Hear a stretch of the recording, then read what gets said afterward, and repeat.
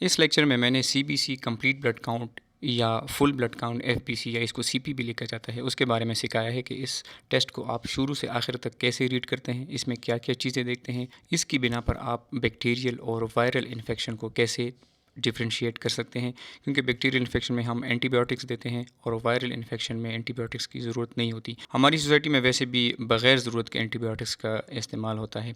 इसके अलावा इस टेस्ट में आप हीमोग्लोबिन की कमी, एनीमिया मालूम कर सकते हैं, एनीमिया की टाइप के कौन सा एनीमिया है, और फिर हीमोग्लोबिन डेफिसिट कितना है, यानी कितना हीमोग्लोबिन कम है और उसको फिर किस हिसाब से देना है कि आपने एम्प्यूल्स कितने देने हैं, और पेशेंट पर्टिकुलरली इस पेशेंट की सीबीसी के रिपोर्ट के मुताबिक आपने किस तरीके से उस एनीमिया को मैनेज करना है। अक्सर हमारे यहाँ हैप्पैज़ार्ड यानी उल्टा पुल्टा ट्रीटमेंट चल रहा होता है। जितना डेफिसिट होता है उससे या तो ज़्यादा मिलता है हीमोग्लोबिन या फिर उससे कम मिलता है। तो ये सारी चीज़ें इस लेक्चर के बाद आपकी क्लियर हो जाएंगी। तो सबसे पहले बात करते हैं नॉर्मल ब्लड काउंट्स की। आपको पता होना चाहिए कि डब्ल्यूबीसी या टीएलसी काउंट नॉर्मल 4000 टू 11000 पर माइक्रोलीटर है। आप इन सारे टेस्टों को अगर माइक्रोलीटर के हिसाब से याद करेंगे तो ईजी रहेगा। इस तरह आरबीसी 4 टू 6 मिलियन सेल्स पर माइक्रोलीटर नॉर्मल लेवल है। याद रहे कि 1 million is equal to 10 lakh, so ये basically 40 lakh to 60 lakh cells पर माइक्रोलीटर है। उसके बाद फिर प्लेटलेट्स हैं तो ये 1.5 लाख से 3 लाख तक नॉर्मल सेल्स होते हैं, यानी 150,000 टू 300,000 पर माइक्रोलीटर। प्लेटलेट्स आपको पता है कि ये ब्लड क्लॉटिंग में हेल्प करते हैं। प्लेटलेट्स की कमी अक्सर डेंगू में होती है, और इस तरह बाकी वायरल इन्फेक्शंस में थ्रोम्बोसाइटोपिनिया होता है, इसकी कमी को थ्रोम्बोसाइटोपिनिया बोलते हैं। और ये जब इसकी कमी होती है तो फिर ब्लीडिंग का खदशा होता है कि यानी ब्लीडिंग डायथीसिस होती है कि पेशेंट ब्लीड कर सकता है। जो WBC काउंट है या TLC काउंट है वो फिर फर्दर डिवाइडेड है 3 सेल्स में। न्यूट्रोफिल्स जो कि नॉर्मली 75% होते हैं, उसके बाद फिर लिम्फोसाइट्स आते हैं जो कि 45% तक नॉर्मल होते हैं, और इसके बाद फिर तीसरी इंपॉर्टेंट चीज़ हम मोनोसाइट्स देखते हैं जो कि ओनली 10% होते हैं सेल्स में। ये शौकत खानम हॉस्पिटल लेबॉर्ट्री का एक नॉर्मल रिपोर्ट है जिसमें आप देख सकते हैं कि पेशेंट का WBC काउंट यानी TLC काउंट 6000 है जो कि बिल्कुल नॉर्मल है। उसके बाद RBCs 4.6 मिलियन है, वो भी नॉर्मल है। तीसरी चीज़ हीमोग्लोबिन आती है। तो हीमोग्लोबिन का नॉर्मल लेवल आप लोगों को पता होना चाहिए। हमारी लोकल हमारा ग्राम पर डेसीलीटर यूनिट पूरे पाकिस्तान में यूज़ होता है, तो आपने लेवल्स ग्राम पर DL में याद रखने होते हैं, और इसका नॉर्मल लेवल है 12 टू 16 ग्राम पर DL। ये अक्सर लोगों ने मिलीग्राम पर लीटर या इस तरह बाकी यूनिट्स में याद रखा होता है, तो वो फिर अक्सर मिस्टेक कर जाते हैं इस चीज़ में। हीमोग्लोबिन डेफिसिट कैसे मालूम करेंगे, वो कैसे देंगे, वो सारी चीज़ें इस लेक्चर में आगे आपको मिलेंगी। हीमोग्लोबिन के साथ फिर MCV यानी मीन कार्पस्कुलर वॉल्यूम का याद रखना भी ज़रूरी है। इसका नॉर्मल लेवल है 80 टू 100 फेम टू लीटर, और ये अगर 80 से कम है तो इसका मतलब है कि सेल छोटा है, माइक्रोसिटिक है, और 100 से ज़्यादा है तो सेल बड़ा है यानी मैक्रोसिटिक है। इसके बारे में आगे हम डिटेल में बात करेंगे। फिर हेमाटोक्रिट आता है। हेमाटोक्रिट का नॉर्मल लेवल है 36 टू 50। 36 नॉर्मली फीमेल्स में होना चाहिए और 45 तक मेल्स में होना चाहिए। इसका ये मतलब है कि ब्लड में RBCs का वॉल्यूम कितना है, यानी खून कितना गाढ़ा है या खून कितना पतला है। तो डेंगू में इसका इस्तेमाल होता है। अक्सर डेंगू में हीमोडाइल्यूशन होती है, हेमाटोक्रिट कम होता है, या फिर हेमाटोक्रिट ज़्यादा होता है, हीमो कंसनट्रेशन होती है। तो ये सारी चीज़ें अब इस रिपोर्ट में वापस आते हैं। तो हीमोग्लोबिन भी पेशेंट का 12.9 है जो कि नॉर्मल है, हेमाटोक्रिट भी ठीक है 39 है, MCV भी पेशेंट का इसमें है 84, ये भी नॉर्मल है। फिर ये तीन चीज़ें स्किप करके प्लेटलेट्स की तरफ अगर आप आते हैं तो प्लेटलेट्स भी इनके नॉर्मल है। इनके प्लेटलेट्स है 196,000 यानी 2 लाख। उसके बाद फिर आप अगर TLC के फर्दर सेल्स पर आते हैं तो न्यूट्रोफिल परसेंटेज भी ठीक है, 43% है। फिर लिम्फोसाइट्स की परसेंटेज भी ठीक है, 42% है, और मोनोसाइट्स भी 8.2% है, यानी सब चीज़ें लिमिट्स के अंदर हैं। अब इसके बाद हम एक एबनॉर्मल रिपोर्ट देखेंगे। ये पेशेंट मैंने कल रिसीव किया था, और इस पेशेंट में CBC रिपोर्ट में काफ़ी इंटरेस्टिंग चीज़ें हैं, और उसमें फिर आगे काफ़ी चीज़ों का इस्तेमाल भी होता है। तो चलते हैं उस रिपोर्ट की तरफ। तो इस रिपोर्ट में अगर आप TLC काउंट से स्टार्ट करें तो वो भी ठीक है, 7,800 है। फिर प्लेटलेट्स भी 4,04,000 है। न्यूट्रोफिल्स भी परसेंटेज 50% है, लिम्फोसाइट्स 40% है, मोनोसाइट्स भी ठीक है। और उसके बाद अगर आप नीचे आते हैं तो RBC काउंट भी ठीक है।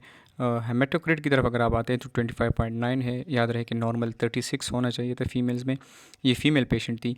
और फिर उसके बाद अगर आप MCV देखें तो वो भी काफ़ी कम है, 61.5 है, जिसका नॉर्मल लेवल 80 टू 100 था, यानी माइक्रोसिटिक पिक्चर है, सेल का साइज़ छोटा है। हेमाटोक्रिट के साथ अगर आप दूसरी चीज़ कंपेयर करें हीमोग्लोबिन, तो वो है 7.1।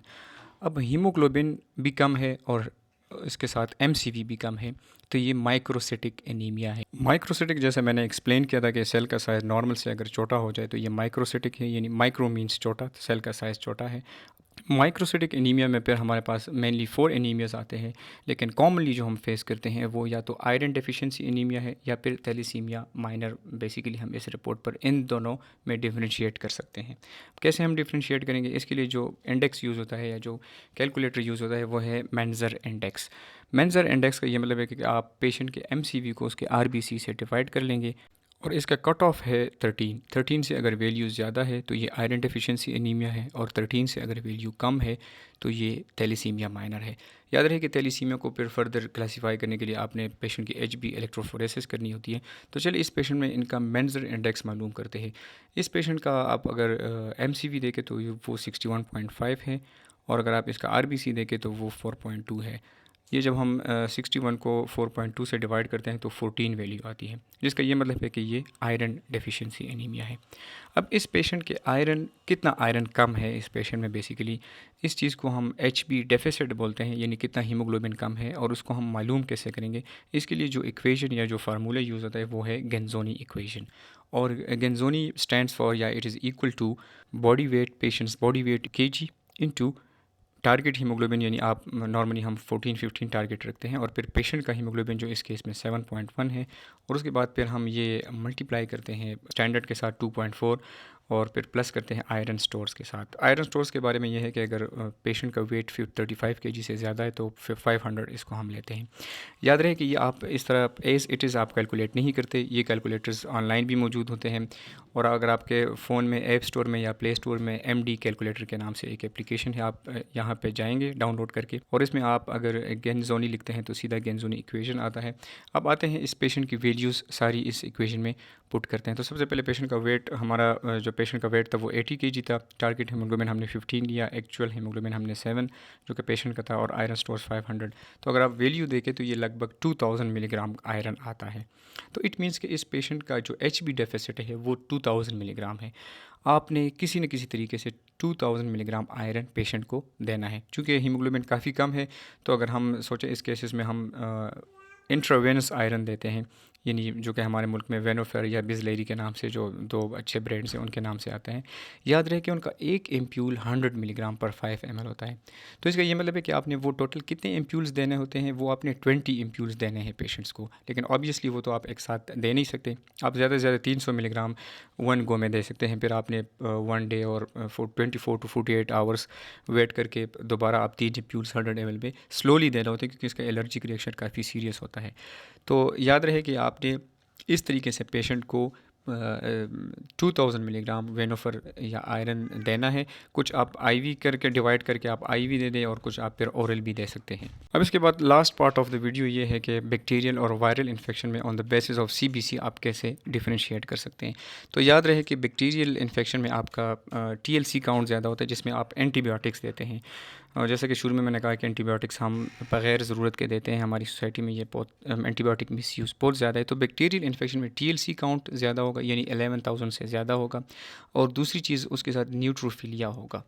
इसका ये मतलब है कि न्यूट्रोफिल्स ज़्यादा होंगे। टीएलसी काउंट जब ज़्यादा होते हैं, याद रखें कि इसको ल्यूकोसाइटोसिस बोलते हैं। तो इसको आप अगर समराइज़ करें तो ल्यूकोसिटिक न्यूट्रोफिलिया आप इसको बोल सकते हैं। ल्यूको मतलब टीएलसी काउंट भी ज़्यादा है और साथ में न्यूट्रोफिल्स भी ज़्यादा है। इसके बरअक्स अगर हम वायरल इन्फेक्शन पे आते हैं, तो वायरल इन्फेक्शन में टीएलसी काउंट कम होता है, यानी ल्यूकोपीनिया होता है, और ल्यूकोपीनिया के साथ साथ फिर पर्टिकुलरली लिम्फोसाइट्स कम होते हैं, यानी लिम्फोपीनिया होता है। तो ये सारी चीज़ें आपको रफली बैक्टीरियल और वायरल इन्फेक्शन के बारे में बता सकती हैं। याद रहें कि इन सारी चीज़ों के साथ आपने पेशेंट का क्लिनिकल पिक्चर भी जहन में रखना होता है, क्योंकि ये आप क्लिनिकल कोरिलेशन बहुत ज़्यादा लाजमी है। हमेशा किसी भी टेस्ट में clinical correlation is very important.